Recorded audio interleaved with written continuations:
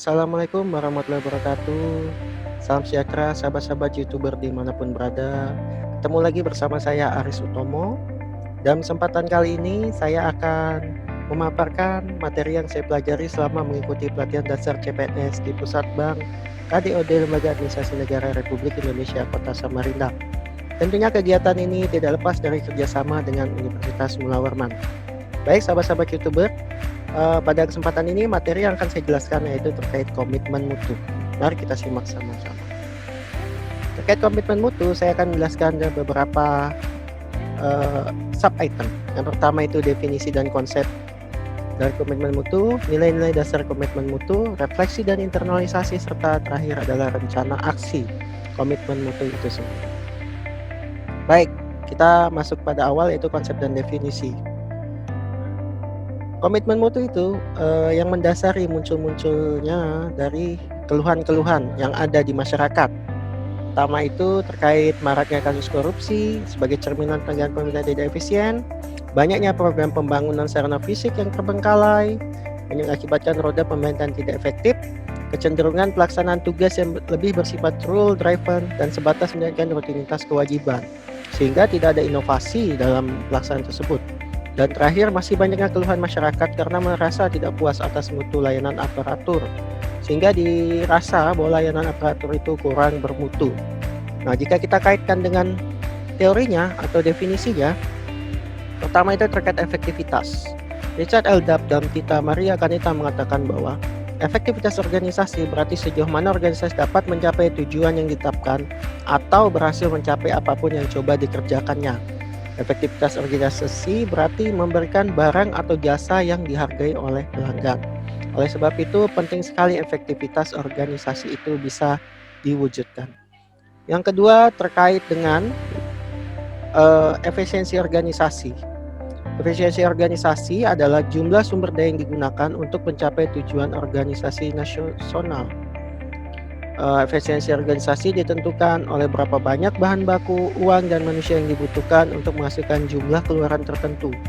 Efisiensi dapat dihitung sebagai jumlah sumber daya yang digunakan untuk menghasilkan barang atau jasa. Dengan adanya efisiensi, tentu saja pelayanan dari sebuah organisasi itu dapat lebih efisien dan dapat diperhitungkan dengan baik, sehingga tidak terjadi kerugian di masa yang akan datang. Nah, berikutnya secara konsep atau definisi terkait dengan inovasi. Inovasi barang dan jasa adalah cara utama di mana suatu organisasi beradaptasi terhadap perubahan-perubahan di pasar, teknologi, dan persaingan. Penting sekali bagi sebuah organisasi dengan adanya inovasi. Tanpa inovasi, organisasi tersebut pastinya berjalan stagnan dan kemudian di kemudian hari bisa saya pastikan dia akan mengalami kemunduran dan bahkan kebangkrutan karena tidak mampu bersaing dengan organisasi lainnya dengan inovasi yang lebih baik daripada organisasi itu sendiri. Nah, kenapa sih pentingnya inovasi dalam mutu ini? Pembahasan komitmen mutu ini, sahabat-sahabat YouTuber. Yang pertama karena adanya dorongan eksternal, yang kedua internal. Eksternal sendiri itu dari para pengguna atau masyarakat kita sendiri, dan dorongan internal dari pengelola dari organisasi itu sendiri. Dengan dua hal tersebut, maka timbullah inovasi. Lagi-lagi saya katakan bahwa inovasi sangat penting demi meningkatkan kualitas dan mutu. Nah, dengan adanya efektivitas, efisiensi, dan inovasi, ini bisa digambarkan dalam sebuah 3 diagram yang saya tampilkan, di mana dengan adanya efektivitas, efisiensi, inovasi sebagai menopang, maka diharapkan kualitas yang ada menjadi semakin lebih baik. Dengan kualitas yang semakin baik, tentunya mutu juga ikut turut menjadi lebih baik. Kenapa dikaitkan dengan kualitas dalam komitmen mutu? Morgan dan Murgatroyd mengatakan bahwa quality is the results of every single step or job process, being seen as an opportunity to eliminate error or waste, and that everyone should take responsibility for and participate in this. Dengan kualitas, ya, adalah hasil dari setiap langkah atau proses pekerjaan yang dia sebagai sebuah kesempatan untuk mengevaluasi kesalahan yang sebelumnya dilakukan, dan tentu saja setiap orang dalam organisasi tersebut harus terlibat, bertanggung jawab, dan tentunya banyak ikut andil sehingga kualitas yang dihasilkan menjadi lebih baik. Jikalau tidak ada kontrol dari kualitas, tidak ada keterlibatan dari para pengguna atau pengelola, maka sia-sia saja komitmen mutu itu dibangun. Itu menurut pendapatnya Morgan dan Moderton tadi.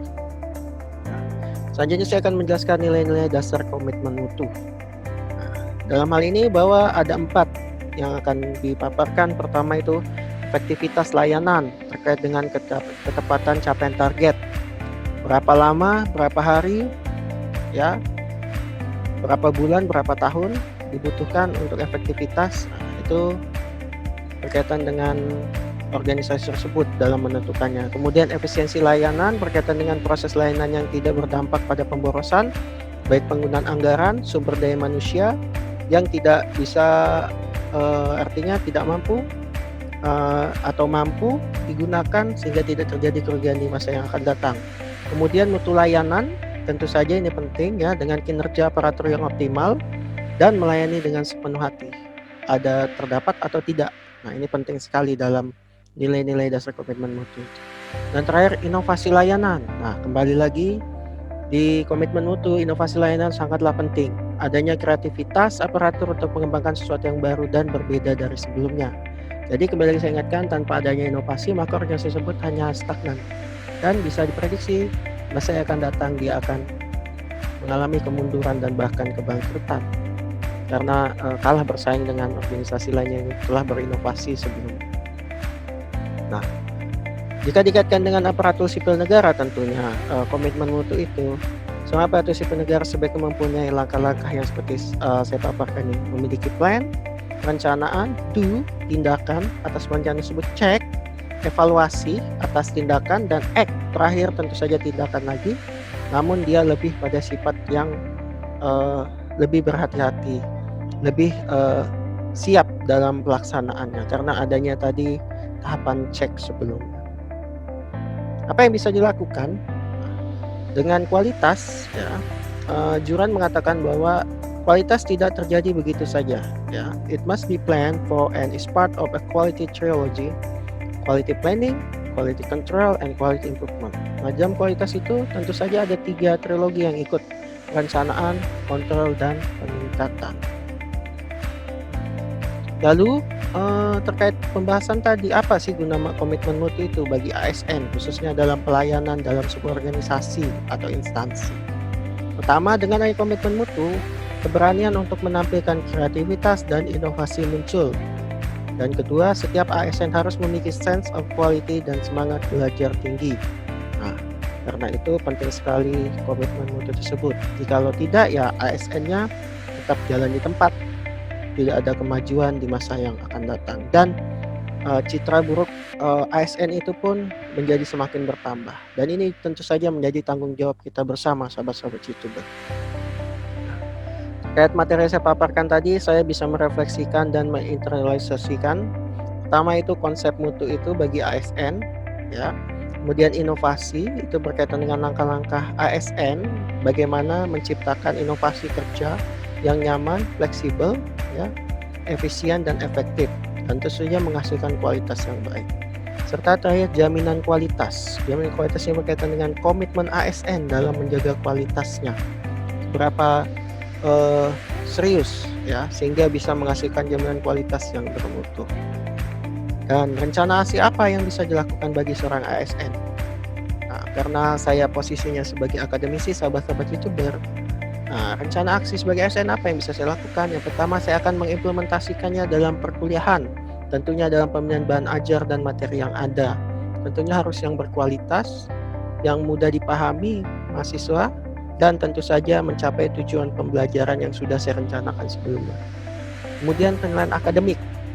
Hal ini sangat penting sehingga terjadinya penilaian akademik yang objektif, bukan yang subjektif, sesuai standar yang telah ditetapkan, dan mahasiswa bisa menyadari kemampuan yang telah dia dapat sesuai dengan penilaian yang diberikan oleh dosen atau saya tersebut. Dan terakhir tentunya Tridharma Perguruan Tinggi yang sangat terkenal bagi seorang akademisi ya. Dengan adanya komitmen mutu itu, saya harapkan bahwa Tridharma Perguruan Tinggi yang saya laksanakan bisa bermutu dan berkualitas. Tentu saja bermanfaat bagi orang banyak dari mulai saat ini hingga masa yang akan datang. Terakhir, kutipan saya dapat dari Peter Drucker terkait kualitas. Dia mengatakan bahwa quality in a service or product is not what you put into it. It is what the client or customer gets out of it. Nah, tentu saja kualitas itu pentingnya bagi para penggunanya. Jikalau kualitasnya jelek, ya maka pengguna akan merasa memberi penilaian jelek. Kalau kita kualitasnya bagus, tentu pelanggan atau pengguna memberi penilaian baik. Oleh karena itu kualitas dan komitmen mutu itu sangat penting sekali bagi kita, bagi sebagai aparatur sipil negara. Baik sahabat-sahabat YouTuber, demikian yang dapat saya sampaikan. Semoga materi ini bermanfaat bagi kita semua. Billahi taufiq wal hidayah. Assalamualaikum warahmatullahi wabarakatuh. Sampai jumpa.